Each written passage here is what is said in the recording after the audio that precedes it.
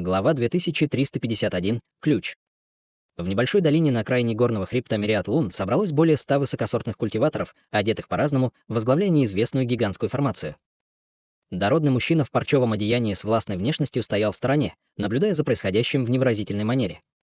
В болоте, наполненном бесчисленными ядовитыми насекомыми, на синей каменной платформе стоял мерцающий лазурный котел. Трое отвратительных стариков сидели вокруг каменной платформы с закрытыми глазами, по-видимому, что-то культивируя. Все 8 народов, расположенных вблизи горного хребта Ци-Юнь, были уничтожены. Как это возможно? В гигантском городе, расположенном в бесчисленных километрах отсюда, пожилой человек в зеленом одеянии смотрел на человека в желтом с недоверием в глазах. Я бы не осмелился лгать о чем-то подобном, мастер Би-Ин. Все в этих 8 странах, независимо от того, чиновники они или обычные граждане, исчезли месяц назад, и ни один выживший не был найден, испуганно ответил человек в желтом. А как насчет всех сект в горном хребте Ци-Инь? Наверняка они заметили бы что-то столь же необычное, как это, сказала Би-Ин с мрачным выражением лица. Я тоже провел расследование, и все люди из 19 сект в горном хребте Ци-Юнь также исчезли, как и люди из 8 наций, ответил человек в желтом одеянии с кривой улыбкой. Они все тоже исчезли. Эти 19 сект по отдельности не представляют собой ничего примечательного, но вместе они образуют грозную силу, которую нельзя игнорировать. Даже наша торговая гильдия не смогла бы полностью уничтожить их втайне. Неужели вы не нашли ни одной зацепки, ведущей к чему-то столь странному? Спросила Би-Ин. Нам удалось обнаружить кое-какие зацепки. Как только мы узнали, что произошло, мы немедленно послали несколько человек в 8 стран и 19 сект для расследования. Оказавшись там, мы не обнаружили никаких признаков борьбы ни в одной из наций или сект, а это означает, что все были либо добровольно увезены, либо преступник был настолько силен, что нации и секты даже не могли сопротивляться вообще, ответил человек в желтой мантии. Какой из них, по-вашему, наиболее правдоподобен? Спросила Би-Ин. Я думаю, что скорее всего последнее, ответил человек в желтом. Почему это? Если оставить в стороне всех граждан 8 наций, то нет никакого способа, чтобы культиваторы 19 сект добровольно покинули свои секты. Кроме того, мы обнаружили некоторые следы остаточной ауры Дао крови в горном хребте Ци-Юнь. Как вы знаете, только искусство культивирования Дао крови включает в себя методы радикального усиления своей силы посредством кровавых жертвоприношений. Остаточная аура кровавого Дао в горном хребте Ци-Инь была чрезвычайно устрашающей, поэтому она определенно была оставлена могущественными существами великой стадии вознесения кровавого Дао, и только эти существа могли сделать что-то столь же наглое, как это, проанализировал человек в желтом одеянии. В этом есть смысл. В таком случае преступник, скорее всего, является владельцем этой ауры Дао крови. Это чрезвычайно важное дело, но вся торговая гильдия готовится к спаррингу с адским царством, так что мы не можем отвлекать слишком много наших усилий. Тем не менее, 2 из этих 8 стран являются филиалами нашей торговой гильдии, поэтому мы также не можем просто закрывать на это глаза. Вот что мы сделаем. Секта Кровавого Крика и раса ветреных змей — самые близкие силы к горному хребту Ци-Юнь, и передадим им результаты вашего расследования. Обе эти силы имеют в своих рядах великих существ в стадии Вознесения, и у них обоих есть связи с горным хребтом Ци-Юнь, так что они определенно вступят.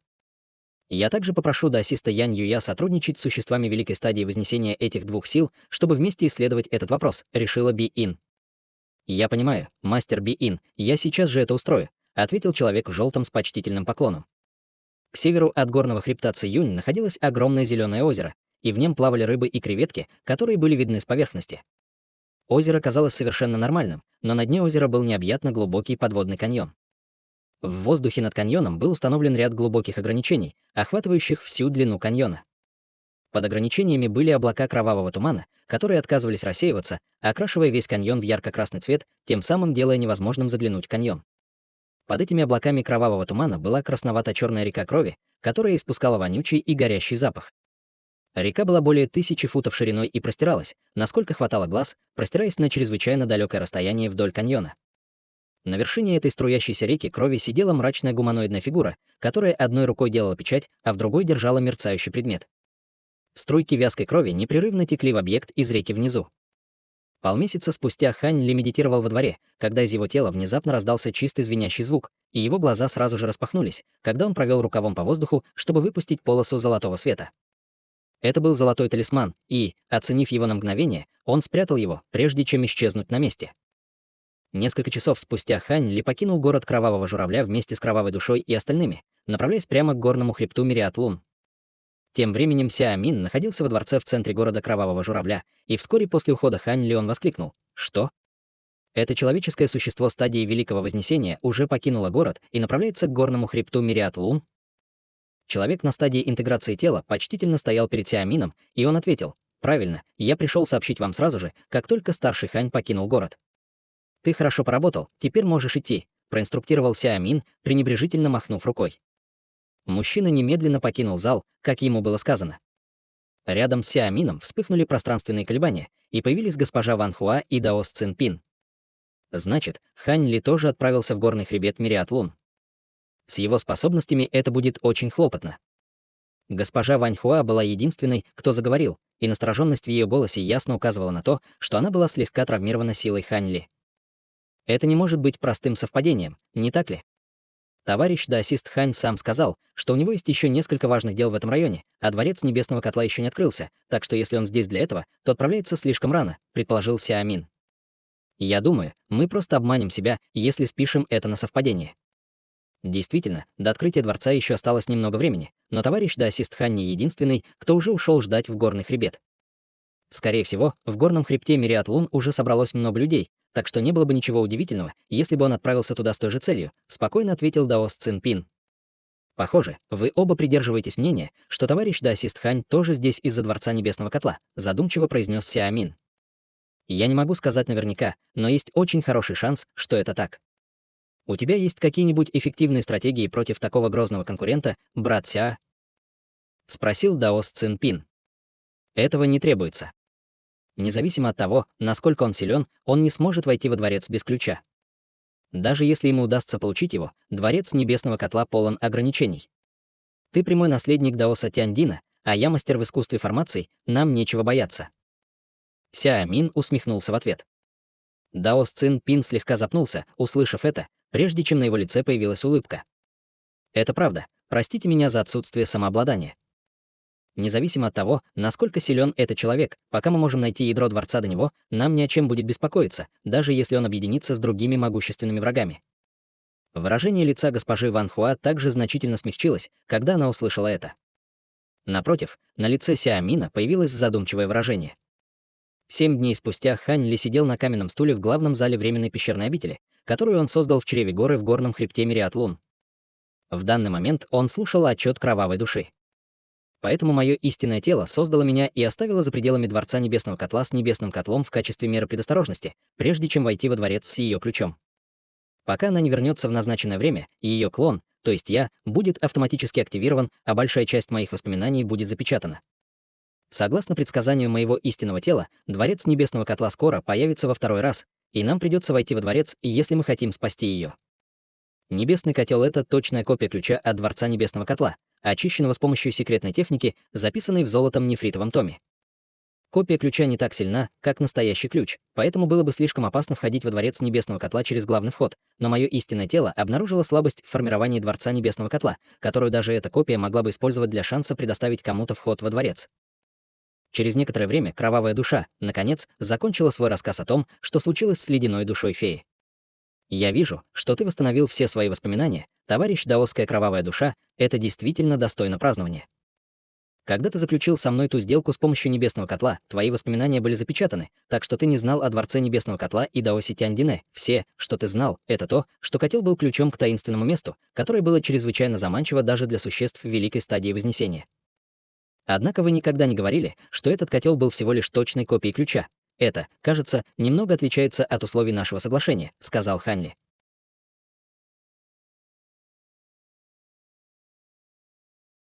Глава 2352. Возникновение.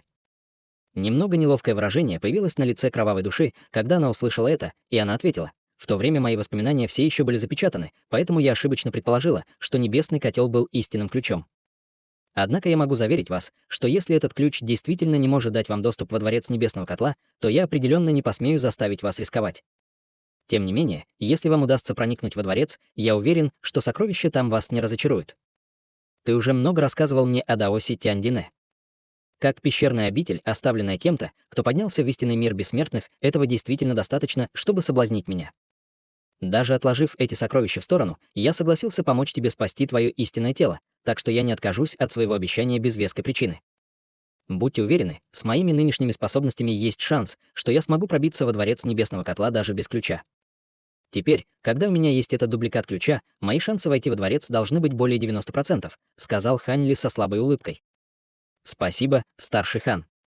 Как только мое истинное тело вернется, я обязательно это сделаю. Пока не благодари меня, давай сначала спасем даосскую ледяную душу.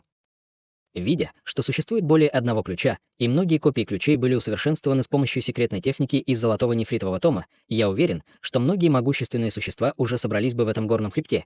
Это также должно быть причиной, почему госпожа Ван Хуа и Даос Цинпин пришли в город Кровавого Журавля. Чтобы найти этого великого старейшину секты Кровавой Кости, задумчиво произнес Хань Ли. Вы уже встречались с великой стадией вознесения секты Кровавой Кости в городе Кровавого Журавля? Я помню, что были могущественные существа секты Кровавых Костей, которые отважились войти во дворец Небесного Котла вместе с моим истинным телом, и у секты Кровавых Костей есть один или два истинных ключа. Если секта Кровавой Кости пошлет много своих могущественных существ в мириады лунных гор, то все может стать очень неприятным, сказала Кровавая Душа, нахмурив брови. Я не думаю, что великий старейшина слишком заинтересован в приглашении других членов своей секты. Иначе к нему не подошли бы другие существа великой стадии Вознесения. Вместо этого он, скорее всего, скрыл тот факт, что у него есть ключ от Дворца Небесного Котла. Большинство других людей, у которых есть ключи, скорее всего, сделали бы то же самое. Таким образом, кроме владельцев ключей, другие люди, которые вошли в горный хребет Мириад Лун, скорее всего, только недавно услышали об открытии дворца. Независимо от того, сколько там этих людей, они не смогут войти во дворец, так что они не представляют для нас никакой угрозы, ответил Ханли, качая головой. В таком случае остальные, скорее всего, не захотят позволить держателям ключей легко проникнуть во дворец Небесного Котла, вмешался Джу Гаэр. Там определенно будет битва перед входом во дворец Небесного Котла, но мне здесь нечего бояться. Тем не менее, во дворце Небесного Котла могут быть некоторые опасности, так что я войду только с товарищем даосской Кровавой Душой. А пока вы двое оставайтесь здесь и следите за тем, чтобы вас не обнаружили. Все те, кто осмеливается войти в горный хребет Мириад Лун в такое время, определенно не являются обычными существами, проинструктировал Ханли. Джу Гаэр и патриарх Хуаши немедленно дали утвердительные ответы. «Товарищ даосская Кровавая Душа, согласно тому, что ты только что сказал мне, дворец Небесного Котла скоро откроется, и как только это произойдет, Небесный Котел сможет провести нас к точному месту, верно?» — спросил Ханли. «Верно, это главная причина, по которой люди тоже сражаются за эти копии ключей», — уверенно ответила Кровавая Душа. «Хорошо. Все, что нам сейчас нужно сделать, это привести себя в наилучшие кондиции и дождаться появления Дворца Небесного Котла», — спокойно сказал Ханли. Кровавая Душа, естественно, не возражала против этого и немедленно кивнула в знак согласия. Таким образом, Хань Ли и другие временно поселились в этой пещерной обители. Один день проходил за другим, и горный хребет Мириад Лун постепенно становился все более оживленным и оживленным по мере того, как прибывали все новые и новые культиваторы. Новости о скором появлении Дворца Небесного Котла действительно распространились по всему городу Кровавого Журавля, и многие из могущественных культиваторов в близлежащем районе сходились к этому горному хребту. Однако из-за непосредственной близости города Кровавого Журавля к этому горному хребту большинство присутствующих культиваторов были из города, и большая часть из них были учениками секты Кровавой Кости. Однако с течением времени стало прибывать все больше и больше людей из других районов, и эта тенденция только становилась все более и более выраженной, но горный хребет Мириад Лун был огромным местом, так что этот новый приток людей был не так уж заметен. Некоторые из наиболее вспыльчивых и самоуверенных прибывших уже начали преследовать тех, кто, как они думали, обладал ключами. Несмотря на то, что эти действия в основном оказались тщетными, маленький котел действительно был обнаружен на теле кого-то, кто был убит в определенный день, и этот котел немедленно вызвал еще большее кровопролитие и конфликт. Все это время все больше и больше людей издалека начинали путешествовать к горному хребту Мириад Лун, но было уже слишком поздно для них, чтобы прибыть вовремя. 1,5 месяца спустя таинственная вспышка пятицветного света внезапно вырвалась из некоего пруда в пределах мириадной лунной горной цепи, а затем рассеялась на бесчисленные руны. Почти в тот же самый момент Хань Ли очнулся от медитации, затем взмахнул рукавом в воздухе, чтобы выпустить мерцающий лазурный миниатюрный котел. Хань Ли быстро осмотрел странные руны, недавно появившиеся на поверхности котла, а затем немедленно передал свой голос из секретной комнаты, в которой он находился. Готов отправиться в путь, товарищ даосская Кровавая Душа. Кровавая Душа медитировала в другой комнате в пещерной обители, и она немедленно поднялась на ноги, когда на ее лице появилось радостное выражение. Мгновение спустя длинная полоса лазурного света вырвалась из чрева горы, прежде чем полететь к определенной области горного хребта Мириад Лун. Подобные сцены разворачивались в более чем 30 других уединенных местах горного хребта. Бесчисленные полосы света появлялись со всех сторон, но все они летели к общей цели. Эти совершенно неприкрытые действия, естественно, насторожили многих других культиваторов в горном хребте, и они немедленно последовали за ними. Те, кто был особенно быстр, даже умудрялись догонять идущих впереди людей, на которых мгновенно вспыхивали ожесточенные бои. Кровавая душа была слишком медленной, по мнению Ханли, поэтому он уже подхватил ее в свою полосу лазурного света, чтобы они могли продолжать двигаться вперед как один. При его невероятной скорости было почти невозможно, чтобы кто-то преследовал его. В глазах всех людей, мимо которых он проходил, они просто видели вспышку лазурного света, прежде чем она исчезла вдали в мгновение ика, оставив только звук его полета, эхом разносящийся по всей близлежащей местности.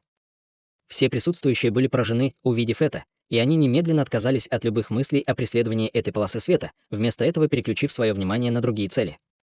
Однако существа на континенте Кровавого Неба славились своей доблестью, и на континенте было много смелых и тщеславных личностей. Когда лазурная полоска света проходила над широким каньоном, снизу внезапно раздался громкий жужжащий звук, после чего бесчисленные руны хлынули вперед в безумии, образуя глубокую световую формацию. «Пожалуйста, подождите, товарищ Даос, я хочу кое-что обсудить с вами», — раздался в строе ракочущий голос. Голос звучал довольно вежливо, но световая формация испускала взрыв удивительной всасывающей силы, которая неслась прямо к полоске лазурного света. Услышав это, в глазах Ханьли появилось холодное выражение, и он не стал утруждать себя ответом, небрежно опустив ладонь в сторону каньона внизу, выпустив взрыв разрушительной силы, которая была более чем в 10 раз мощнее надвигающегося взрыва всасывающей силы.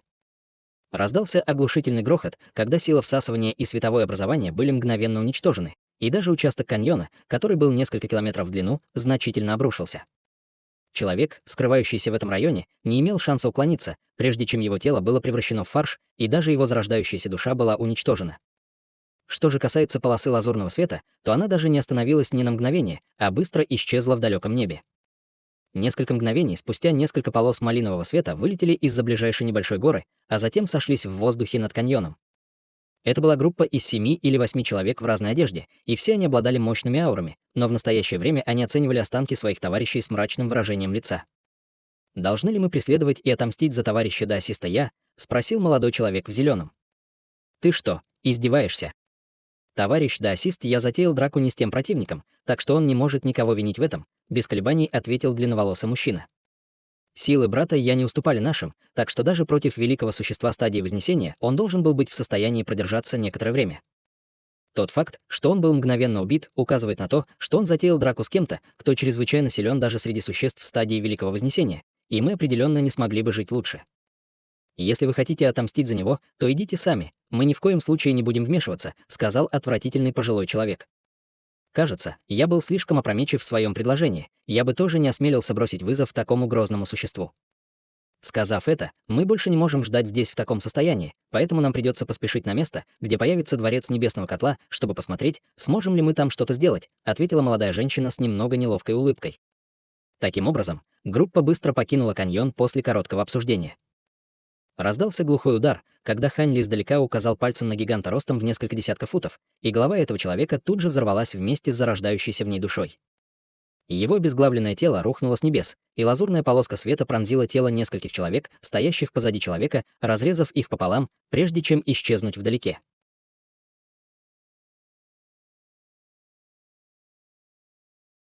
Глава 2353. Гигантские врата. После легкого сокрушения нескольких групп людей, которые были достаточно глупы, чтобы встать у него на пути, Ханьли и Кровавая Душа, наконец, прибыли в воздух над бассейном после путешествия около 4 часов.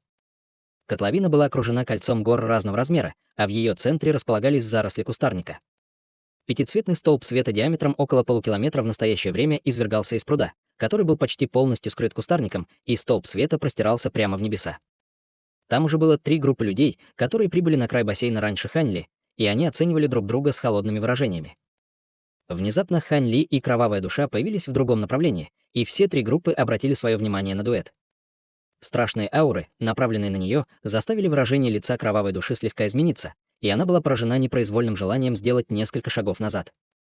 Именно в этот момент Ханьли шагнул вперед и встал перед Кровавой Душой под невероятным углом, одновременно отпуская часть своего собственного духовного давления.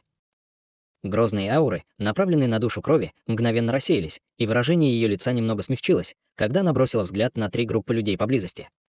Что касается Ханьли, то он сначала бросил взгляд на пятицветный столб света, прежде чем осмотреть всех остальных присутствующих.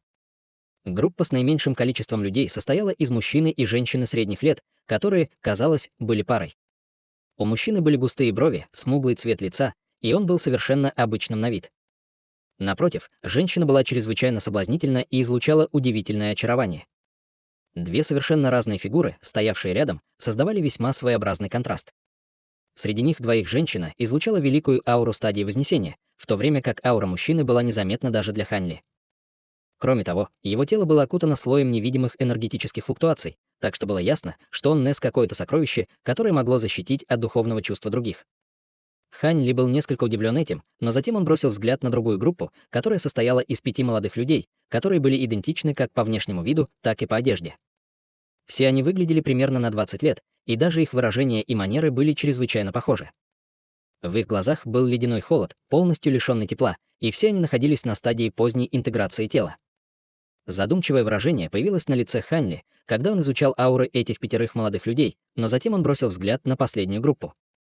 Это была группа с наибольшим количеством людей, насчитывавшая в общей сложности более 100 человек. Большинство из этих людей находились на стадии пространственной закалки, и среди них было лишь несколько существ в стадии интеграции тела, но они создали глубокую формацию вокруг авторитетного на вид человека в парчевом одеянии. Аура этого человека указывала на то, что он был существом великой стадии Вознесения. Хань Ли лишь мельком взглянул на человека в парчевом одеянии, прежде чем обратить свое внимание на людей рядом с ним, по-видимому, весьма заинтересованных в построении, которое они создали.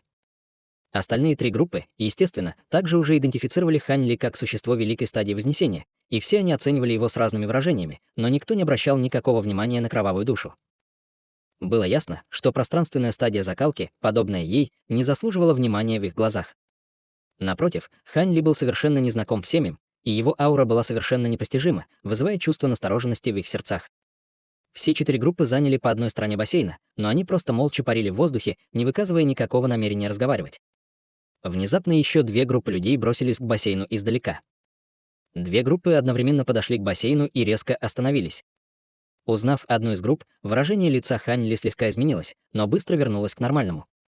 Эта группа людей состояла не из кого иного, как из Сяомина, Дасиста Цинпина и госпожи Ван Хуа. Что касается другой группы, то в ней было 3 худых и отвратительных пожилых мужчин с разными выражениями лиц. Их ауры были чрезвычайно мощными, и все они также были существами великой стадии Вознесения. Выражение лиц всех, кроме Хань Ли, слегка изменилось при виде 6 новых прибывших на сцену Великого Вознесения. Сяомин обвел взглядом окрестности и сразу же заметил Хань Ли, отчего его зрачки слегка сузились, но он все равно улыбнулся и сказал: «Какое совпадение, что ты тоже здесь, товарищ Даос Хань.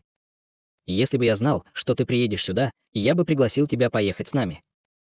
Разве вы не говорили, что у вас есть другие важные дела? Вы имели в виду этот дворец небесного котла? Верно, я не думал, что мы преследуем одну и ту же цель. В противном случае я тоже был бы счастлив присоединиться к вам, спокойно ответил Хань Ли. Я уверен, что вы не станете лгать о чем-то подобном. Какая жалость, я чувствовал, что мы образовали тесную связь, и мне бы очень хотелось общаться с вами дальше. Сяомин вздохнул, как будто он действительно чувствовал себя совершенно одиноким и разочарованным. Женщина средних лет на сцене Великого Вознесения внезапно усмехнулась. Хе-хе, с каких это пор широко известный сумасшедший дьявол секты Кровавой Кости стал таким мягким? Вы подверглись резкому изменению личности, поскольку слишком долго находились в уединении. Очень приятно встретить вас здесь, патриарх Хугоу и фея Хуаси. Я слышал, что брат Угоу получил несколько ранений в битве с драконом греха несколько лет назад. Ты уже выздоровел? Вопрос Сяомина был адресован мужчине, сопровождавшему соблазнительную женщину. Спасибо за заботу, товарищ Дао Ся. Мало того, что мой спутник Дао уже выздоровел, он недавно столкнулся с некоторыми возможностями, и его силы были еще больше увеличены по сравнению с предыдущими, ответила фея Хуаси, прежде чем мужчина успел что-либо сказать. Патриарх Хугоу лишь слабо улыбнулся, не выказывая намерения что-либо сказать. Брови Сяомина слегка нахмурились, когда он оценивающе посмотрел на эту знаменитую пару сцены Великого Вознесения со слегка странным взглядом, но затем вместо этого обратил свое внимание на мужчину в парчевом одеянии. «Брат Фэн, я не думал, что такой мастер секты, как ты, рискнет отправиться в такое опасное место с таким количеством учеников твоей секты. Разве вы не боитесь, что все элитные члены вашей секты погибнут здесь, оставив вашу секту в полном упадке?» Намек на враждебность прокрался в голос Сяомина, когда он говорил, и было ясно, что они не были в хороших отношениях. Ты пришел сюда, так почему же я не мог прийти? Неужели Даос Тяньдин был родом из вашей секты Кровавых Костей? Кроме того, наша секта была основана на фундаменте искусства формаций. Если я хочу сохранить сокровища во Дворце Небесного Котла, я, естественно, должен привести достаточно подчиненных, чтобы создать свои формации. Что касается состояния нашей секты, то это не то, что заслуживает вашего беспокойства, брат Ся, холодно хмыкнул в ответ человек в парчевом одеянии. Холодный взгляд мелькнул в глазах Сяомина, когда он увидел это, и он больше ничего не сказал, когда повернулся к 5 одинаковым молодым людям. 5 клонов Сюэхэ выражают свое почтение коллеге Даосу Ся. 5 молодых людей приветствовали Сяомина, сложив кулаки в знак приветствия, и их действия были полностью синхронизированы. Несмотря на то, что 5 молодых людей были только на стадии поздней интеграции тела, настороженный взгляд мелькнул в глазах Сяомина, когда он вежливо ответил на приветствие. «Я много слышал о тебе, товарищ Даос Сюэхэ. Очень примечательно, что вы были готовы пожертвовать своей базой культивирования на стадии Великого Вознесения, чтобы разделить свою зарождающуюся душу на 5 клонов, чтобы культивировать их всех до стадии Великого Вознесения. Должен признать, что моя сила воли уступает вашей. Вы слишком добры, товарищ Даосист Ся, у нас не было другого выбора, кроме как сделать это в попытке выжить», ответили 5 молодых людей холодным и деревянным тоном, как будто они действительно потеряли все эмоции. Слабая улыбка появилась на лице Сяомина, и он уже собирался сказать что-то еще, когда выражение его лица резко изменилось, и он сразу же бросил взгляд на пятицветный столб света. В следующее мгновение массивный столб света начал издавать громкий жужжащий звук, расширяясь наружу со скоростью, которую можно было различить невооруженным глазом. В мгновение эка столб света образовал яркий пятицветный световой барьер, окутавший весь бассейн. Хань Ли и остальные не нуждались в каких-либо инструкциях, когда они отпрыгнули назад, чтобы выйти из бассейна, и смотрели на это с серьезным выражением лица. Взрыв громкого грохота раздался внутри пятицветного светового барьера, после чего яростные пространственные колебания пронеслись по всей площади в радиусе сотен километров. Наверху появилась белая пространственная трещина, и она быстро разрывалась все дальше и дальше, открывая серию замысловатых дворцовых проекций. Грохот внезапно прекратился, и пятицветный световой барьер начал подниматься к разлому в виде бесчисленных лучей света, мгновенно запечатывая весь разлом. Сразу же после этого воздух над бассейном начал сильно дрожать, и внезапно появились массивные пятицветные ворота высотой более 100 тысяч футов. Его поверхность была испещрена бесчисленными золотыми и серебряными рунами, придавая ему потусторонний вид. Зрачки Хань Ли тут же слегка сузились при виде этих рун. Это были не что иное, как скошенный серебряный текст и золотой запечатанный текст истинного бессмертного царства. Как и ожидалось от того, кто успешно вознесся, этот Даос Тяньдин был мастером в этих двух типах текстов бессмертного духа. Это ворота Дворца Небесного Котла. Любой, кто сможет открыть его, сможет использовать ключ, чтобы пробить печать за ним, чтобы войти во Дворец Небесного Котла, сказала фея Хуаси, глядя на гигантские ворота со слегка зачарованным взглядом. Теперь, когда эти ворота появились, все остальные скоро прибудут, так что я возьму инициативу в свои руки и войду в них первым, сказал человек в парчевом одеянии, и в его глазах мелькнул намек на жадность.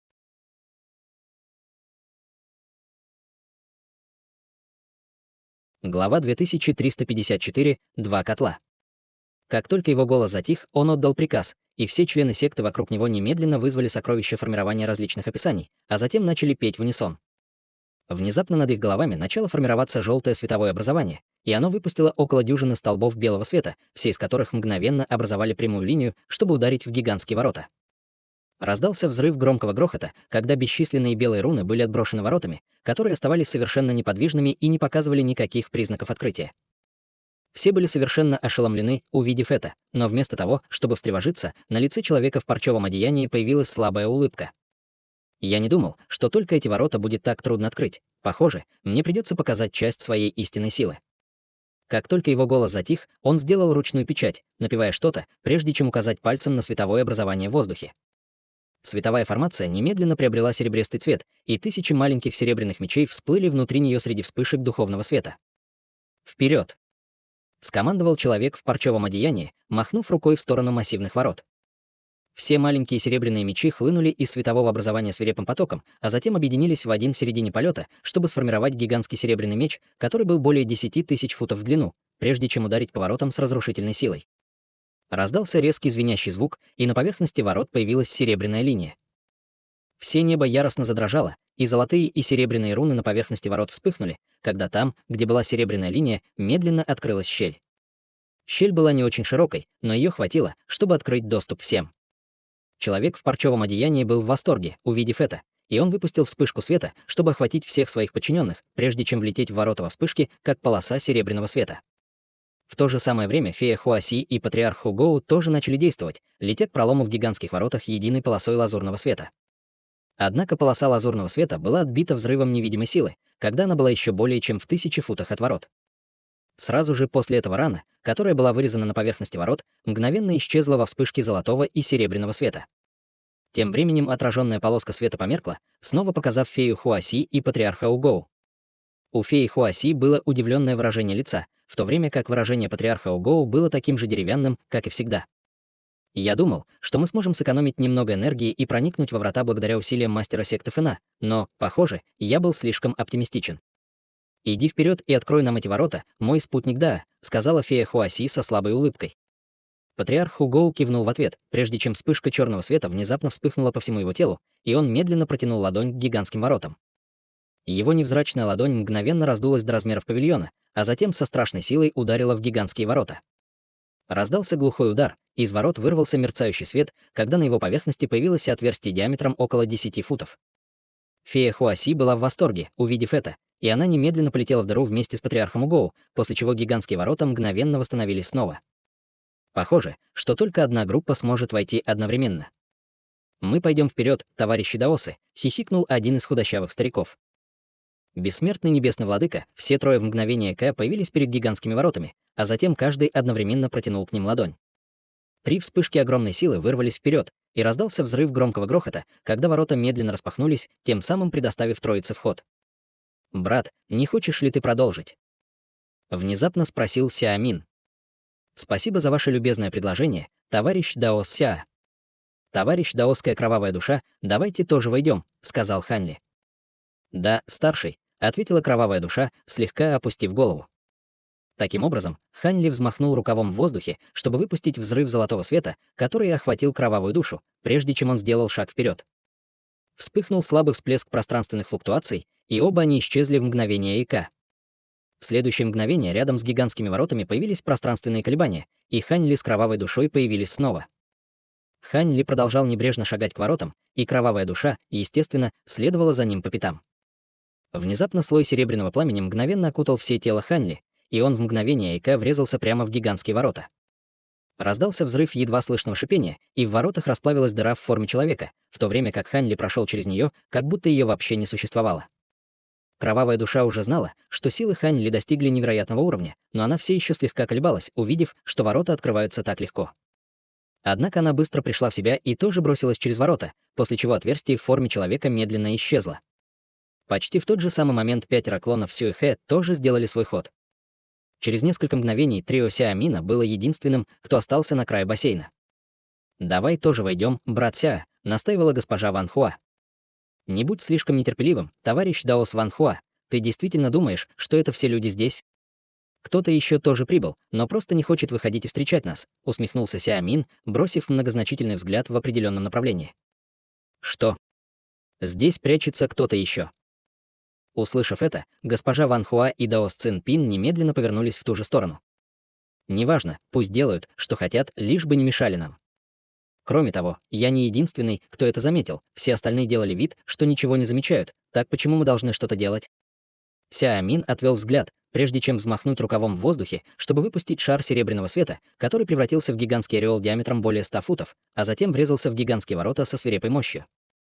Примерно через 15 минут пространственные колебания вспыхнули в том направлении, куда ранее бросил свой взгляд Сяомин, и появилась багровая гуманоидная фигура. У фигуры были размытые черты лица, и он бросил холодный взгляд в сторону гигантских ворот, казалось, что-то обдумывая. Как раз в этот момент вдалеке появилось еще несколько полос света. Малиновая фигура немедленно повернулась к этим приближающимся полосам света, и намек на кровожадность появился в его глазах, когда он развернулся и помчался к ним, как полоса малинового света.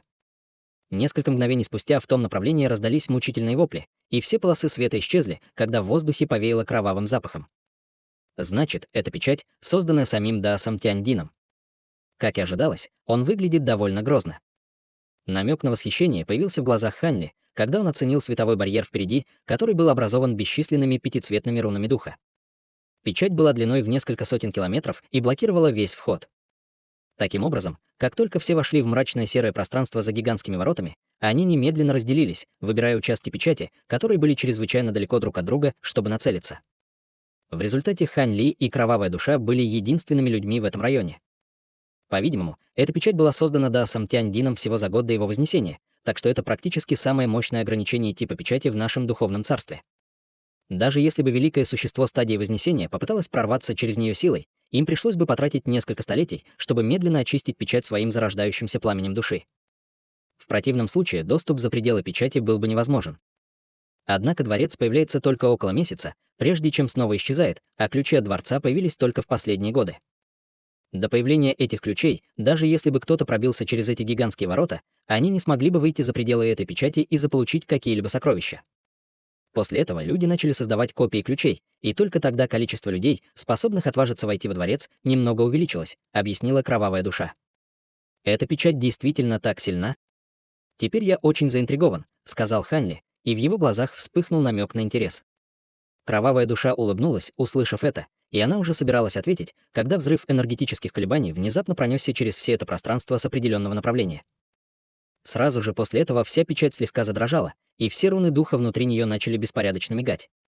Однако через несколько мгновений волнение быстро улеглось, как будто ничего и не произошло. Выражение лица Хань Ли слегка изменилось, когда он увидел это. Кто-то уже сломал печать так быстро. Они, должно быть, использовали настоящий ключ. Нет никакого способа, чтобы копия смогла сломать печать так быстро, сказала Кровавая душа. В таком случае не стоит тратить время на эксперименты. Какой короткий путь вы имели в виду ранее? Самое время тебе рассказать об этом, не так ли? Спросил Ханли, слегка нахмурив брови. Пожалуйста, призови небесный котел, старший Хань, попросила Кровавая душа. Конечно, ответил Ханли без колебаний, затем перевернул руку, чтобы достать небесный котел, который был окутан шаром лазурного света. Кровавая душа взглянула на котел, прежде чем внезапно открыть рот, чтобы выпустить еще один шар лазурного света, который также содержал маленький лазурный котел. Хань Ли слегка запнулся, увидев это, в то время как Кровавая душа объяснила. Это известно как императорский котел, и это также точная копия ключа. Кроме того, это наиболее успешно созданная копия и обладает 70% эффективности истинного ключа.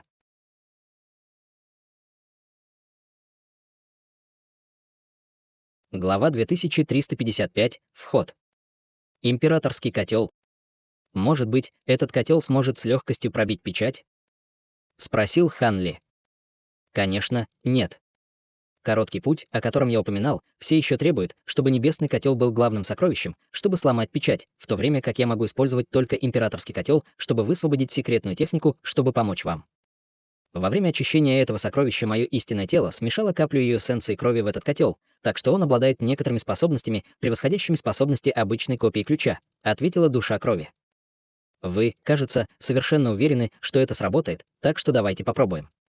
Если это не сработает, тогда я использую свою магическую силу, чтобы попытаться сломать печать силой, решил Ханли. Кровавая душа, естественно, не возражала и немедленно кивнула в знак согласия. Таким образом, Ханли немедленно подбросил свой котел в воздух, затем взмахнул рукавом, чтобы выпустить столб лазурного света, который исчез в котле в мгновение ока. В следующее мгновение небесный котел раздулся до высоты более 100 футов, и выступы существ, выгравированных на его поверхности, начали появляться, прежде чем вращаться вокруг котла. Кровавая душа также немедленно пришла в действие, увидев это. Она подняла свой котел вверх, прежде чем открыть рот, чтобы выпустить в него несколько шариков эссенции крови. Шары кровавой эссенции взорвались облаками кровавого тумана, который мгновенно окружил маленький котел, как будто у него был собственный разум. Затем кровавая душа начала петь заклинание, и она бросилась в кровавый туман, как размытая багровая тень. Императорский котел немедленно начал вращаться на месте, поглощая окружающий кровавый туман, прежде чем бесчисленные алые руны были выпущены из его отверстия, образуя лицо красивой женщины. Его внешний вид был полностью идентичен внешнему виду кровавой души, но он был совершенно невыразителен и окутан слоем слабого малинового света. «Старший хан, у меня есть сила только для одного удара, поэтому не забудьте дождаться подходящей возможности, прежде чем двигаться», сказала лицо, затем открыла рот, чтобы выпустить шквал полупрозрачных малиновых нитей. Внезапно лицо женщины испустило пронзительный крик, и все алые нити взорвались во вспышке, после чего плотный кровавый туман сошелся, образовав серию алых рун, которые врезались в поверхность пятицветного светового барьера. Глаза Хань Ли загорелись, когда он увидел это, и он немедленно подлетел к барьеру, прежде чем упереться в него ладонью. Раздался громкий лязг, похожий на удар гигантского гонга, и сияющий лазурный свет вырвался из поверхности гигантского котла. Проекции существ вокруг котла также увеличились в размерах, прежде чем полететь к пятицветному световому барьеру. Как только проекции соприкоснулись со световым барьером, они смогли напрямую войти в барьер через алые руны. В следующее мгновение поверхность небесного котла начала беспорядочно мигать, и пятицветный световой барьер в радиусе нескольких километров начал издавать громкий жужжащий звук. В то же время струйки белой ци вырвались из алых рун, а затем мгновенно рассеялись во всех направлениях в виде всплесков энергетических флуктуаций. Намек на восторг появился на лице Ханли, когда он увидел это, и казалось, что их стратегия сработала. Однако именно в этот момент внезапно раздался приглушенный стон, и багровый свет на лице женщины померк, когда она выплюнула полный рот черной крови. В то же время все лицо начало искажаться и расплываться. «Ты страдаешь от ответной реакции. Остальное предоставь мне», — сказал Ханли, слегка нахмурив брови, после чего он взмахнул рукавом позади себя, чтобы выпустить вспышку лазурного света, которая мгновенно исчезла в лице женщины. Лицо тут же разбилось вдребезги, а затем вернулось в императорский котел в виде бесчисленных алых рун. Малиновый свет вспыхнул внутри котла, и проекция вылетела из котла, прежде чем снова превратиться в кровавую душу. В этот момент ее лицо было очень бледным, и она оценивающе смотрела на Ханли со сложным выражением в глазах. В отличие от этого, Ханли не обращал внимания на то, что происходило позади него, когда он сделал ручную печать, и проекция истинного дьявола происхождения появилась позади него среди вспышки золотого света. Проекция одновременно открыла все 6 глаз, затем протянула руку и положила все 6 ладоней на гигантский котел. Раздался громкий грохот, когда от поверхности котла начал исходить искрящийся лазурный свет, отчего казалось, что появилось раскаленное лазурное солнце. Алые руны на поверхности пятицветного светового барьера тоже начали ярко светиться, как будто резонируя с котлом, и все больше и больше белой ци начало появляться. Наконец, раздался глухой удар, когда вся печать была разбита, и открылся черный проход. «Пошли», — проинструктировал Ханли с восторженным выражением лица, снимая свою истинную дьявольскую проекцию происхождения, а затем указал пальцем на небесный котел. Две вспышки лазурного света немедленно вырвались из поверхности котла, сметая и Ханли, и кровавую душу, прежде чем она устремилась в проход, превратившись в шар лазурного света. Почти в тот же самый момент, когда котел влетел в проход, вся печать начала быстро восстанавливаться среди шквала пятицветных рун. Как только котел появился из черного прохода, окружающее пространство сразу же осветилось, и впереди появилась пышная лужайка, залитая теплым солнечным светом.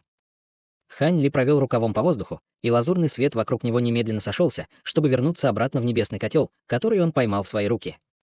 В этот момент дух крови также появился позади него, прежде чем осмотреть ее окружение с экстатическим выражением. Это было пространство, которое практически ничем не отличалось от внешнего мира, с волнистыми горными вершинами и пышными лесами, и ни в одном направлении не было видно конца этому ландшафту. Глаза Ханли слегка сузились, когда он увидел это, и он немедленно выпустил свое огромное духовное чувство, после чего на его лице быстро появилось просветленное выражение. Значит, это всего лишь иллюзия.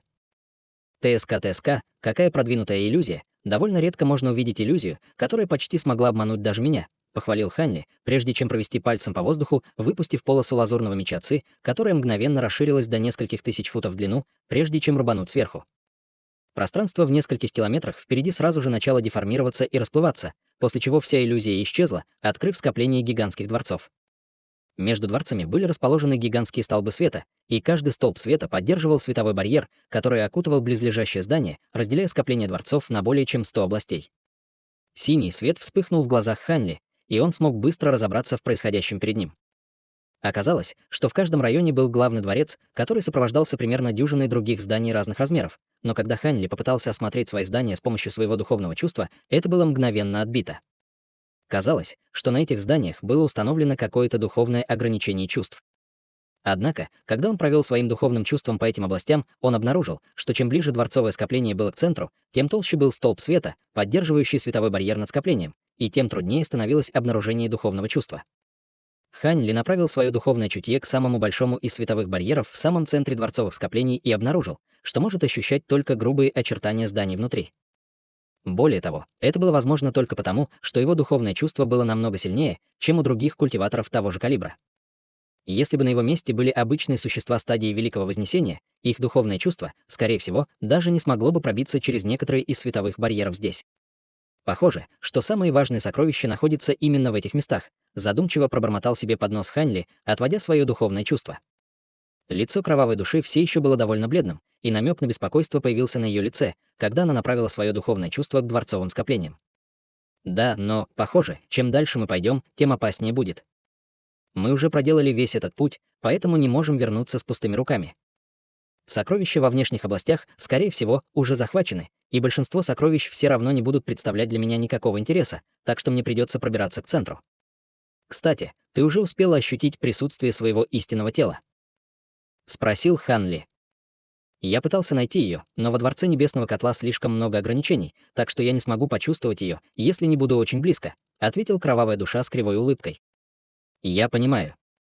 Это делает вещи немного хлопотными. Вам, скорее всего, придется обыскать все здешние здания, чтобы найти, где она заперта, но Дворец Небесного Котла открыт только в течение месяца. Даже я не могу гарантировать, что смогу исследовать все ограничения здесь, сказал Ханли, слегка нахмурив брови. Мое истинное тело было довольно мощным и обладало несколькими грозными сокровищами, так что даже против великого существа стадии Вознесения у нее был бы хороший шанс уйти. Если она где-то и попала в ловушку, то, скорее всего, во внутренних областях. Однако, на всякий случай, если мы ее упустим, я начну поиски с окраины. Вы можете взять каплю моей эссенции крови, которой была применена секретная техника. Если мое истинное тело окажется поблизости, эссенция крови предупредит тебя. Таким образом, ты сможешь искать сокровища и мое истинное тело одновременно, предложила Кровавая Душа.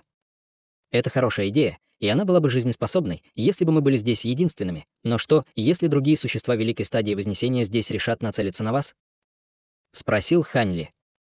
Выражение лица Кровавой Души слегка изменилось, когда она услышала это, но затем она ответила: «Будьте уверены, старший Хань, с куклой стадии интеграции тела, которую вы мне дали, я смогу выстоять против великого существа стадии Вознесения». Эти две куклы стадии интеграции тела были бы несколько эффективны против обычных существ стадии Великого Вознесения, но все существа стадии Великого Вознесения, которые вошли в это место, скорее всего, довольно грозны. В качестве меры предосторожности вы можете взять с собой Цзиньтуна, решил Ханли после недолгого раздумья.